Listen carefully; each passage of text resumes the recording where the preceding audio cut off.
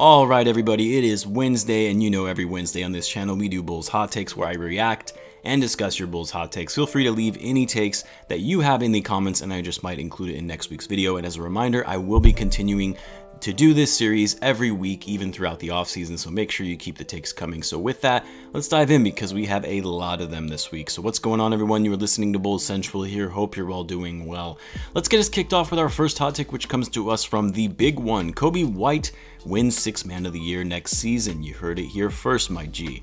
So this is an interesting take because it really implies that the Bulls really have found that starting point guard in the offseason, whether it means it's through a guy like Lonzo Ball, Spencer Dinwiddie, Kyle Lauri, hell, even Derrick Rose, who I made a video about yesterday. Feel free to check it out in case you missed it. But in this scenario, it means that someone is replacing Coby White for the starting point guard spot, who I think most of us will agree that at least to close out the season, White played actually very well, in terms of proving his ability to facilitate and run the offense, slowing down the game and not turning the ball over as frequently. And that's a positive sign when you're seeing that just from a second-year player. That being said, I think most of us can agree that the Bulls could still use an upgrade at the point guard position, whether that means bringing someone on board to mentor and develop Coby White, to groom him as the point guard for the future, or whether it means really viewing Coby as a better sixth man off the bench than a starter in the NBA. Now, in any event, let's say Coby does come off the bench for next season.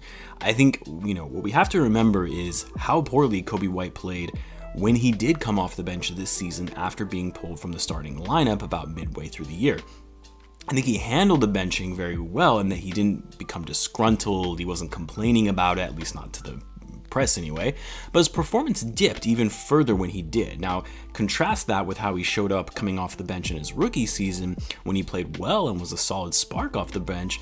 You would say that Coby would be a great sixth man. But it's hard to determine with Coby because one of the biggest challenges with him is that he has been pretty inconsistent, both in his rookie year and last season.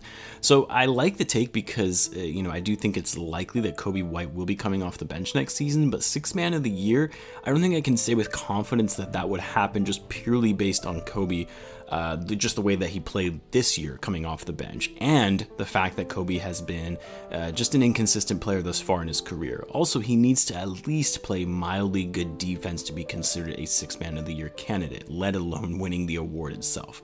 Next, this one is from Bulls fan 69. Within a few years, Patrick Williams will make the all-defensive first team.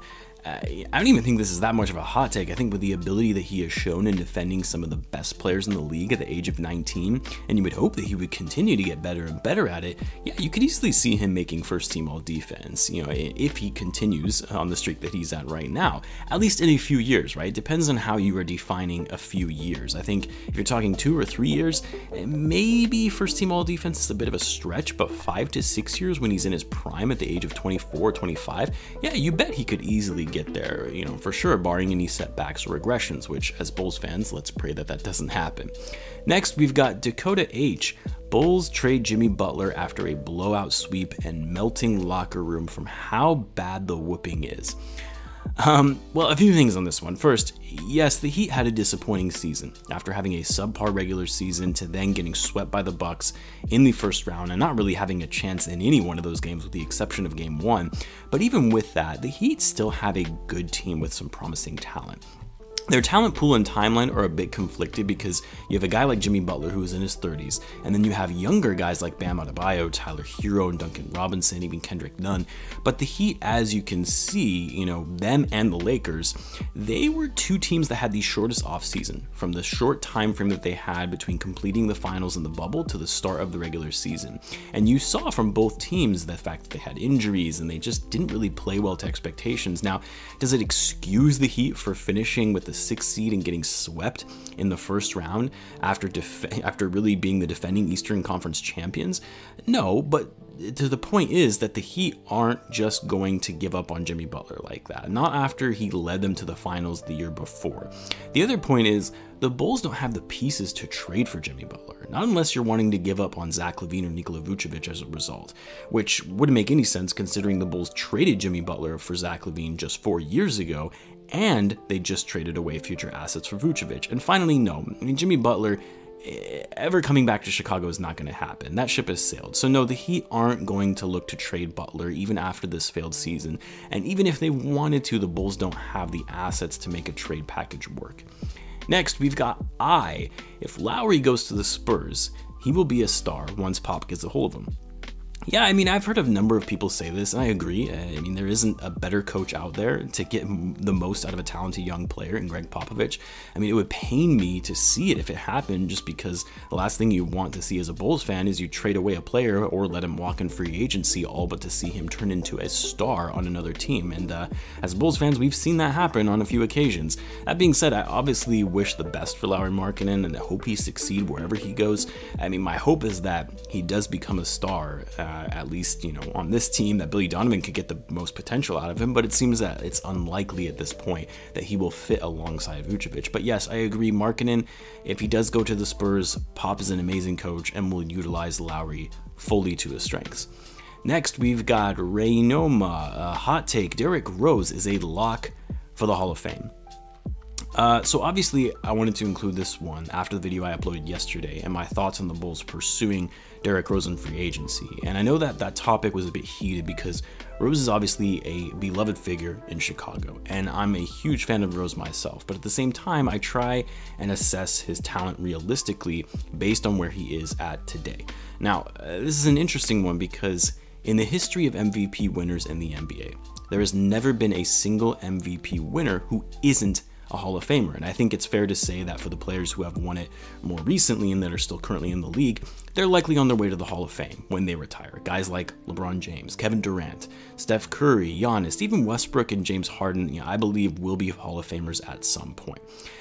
And, I think it was one of my friends, they'd asked me a long time ago, do you think Rose will be the first league MVP winner to not make the Hall of Fame? And I honestly had to really think hard about it because on one hand, the NBA Hall of Fame is a bit of a joke in terms of who they allow into the fame. You have a lot of players who, in my opinion, have no business being in the Hall of Fame. I personally think the Hall of Fame requirements should be much more strict, but that's maybe a conversation for a different day. And then on the other hand, you have Rose, who has been very impressive in terms of his accomplishments to his name in winning an MVP at the age of 22 and led his team to 2 straight best regular season records.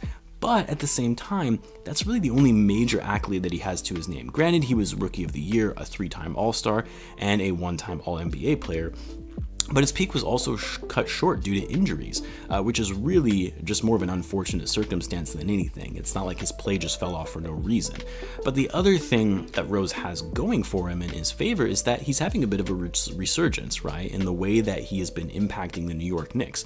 Now, at the time of this recording, it's looking like the Knicks likely won't make it past the first round, but Rose was a key part of their success this season, and that's saying something. So as for this take, I wouldn't say that it's a lock by any means, just because Rose has had such a short peak, doesn't have any rings or scoring titles, a few all-star selections, but one thing that he has going for him is he was the league's youngest MVP to ever win the award, which, to be honest, it will likely never be broken. I do not see someone younger than Derrick Rose winning the MVP. So I wouldn't be surprised if Rose gets selected to the Hall of Fame. I mean, especially when you have someone like Yao Ming, who made the Hall of Fame, who really shouldn't be in there, then, you would hope that someone like Derrick Rose would get a selection. The other thing is Rose's career isn't over. He's going to be a free agent this offseason, and if he's able to go to a contending team and be a piece that helps a team win a title, now you have an NBA champion and an MVP to your name, then I would say at that point it's a lock that he will be a Hall of Famer. But for now, based on his current accolades, it's tough to call him a lock to be in the Hall of Fame, but I do suspect that he will be there at one point. Let's do one more for now. I'll try and get some of these other hot takes out to you guys after I get some work done today. This one is from Luke Gott. Bulls should have traded Thaddeus Young when his trade value was through the roof before the last deadline. His value to the Bulls has lessened when we brought in Vooch and Tice, hoping we re-sign Tice. Well, first of all, I'm hoping we re-sign Tice as well, and I do think the Bulls will prioritize their cap space in order to keep him, but we'll have to wait until August to see how that pans out. But as far as your take, the Bulls should have traded Thaddeus at the deadline. Well, I wouldn't necessarily characterize his trade value as being through the roof. I definitely think his trade value was high for someone of his age, but I think, the reason the front office didn't move him is because they fully expected that by bringing in Vucevic, that this team would make the playoffs. And when you have a young team with a lot of guys who have no playoff experience, it's good to have a veteran leader like Thaddeus who has that kind of experience and can be a coach and mentor to the younger players. The other thing we have to understand is that Thaddeus was really the Bulls' second best player up until the deadline. So the thought of trading him for maybe a younger piece that may not pan out was not something the Bulls front office was going to be willing to just do or give up, given the circumstance that they were wanting to make the playoffs and getting the younger guys some playoff experience.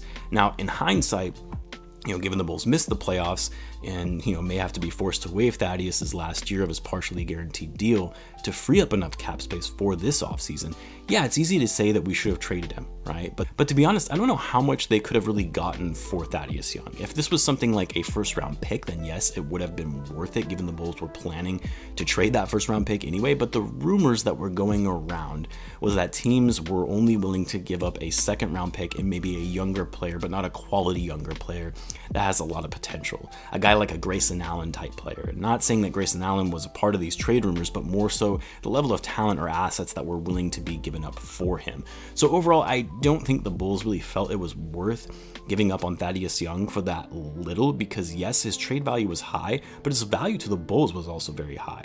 He was really the glue guy that kept that Bulls team together and running before the deadline, and it would have been a hard thing to just move on from him for that second-round pick and another young player.